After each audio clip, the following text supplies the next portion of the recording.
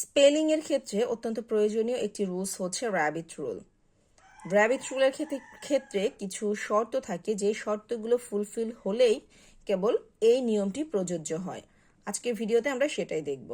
যদি শব্দটি 2 সিলেবল শব্দ হয়, দ্যাট মিনস ওয়ার্ডটি যদি 2 সিলেবল ওয়ার্ড হয়, তাহলে সেই ক্ষেত্রে এই রুলটি প্রযোজ্য হবে।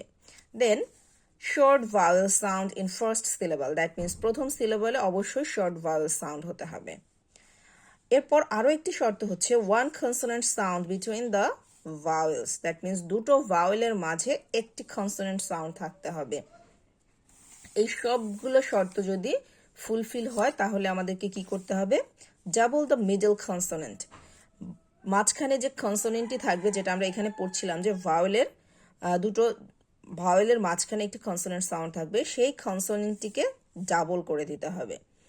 যেমন আমরা যদি কিছু এক্সাম্পল দেখি, rabbit, ladder, muffin, happen, kitten, প্রতিটি ওয়ার্ডের ক্ষেত্রেই মাঝে কনসোনেন্ট আছে এবং উভয় পাশে ভাওয়েল আছে। দ্যাটস ওয়াই এই কনসোনেন্টটিকে ডাবল করে দেওয়া হয়েছে র্যাবিট রুল অনুযায়ী। এতে করে আমাদের স্পেলিংটা সঠিক হবে। আশা করি ভিডিওটি সবার জন্য হেল্পফুল হবে।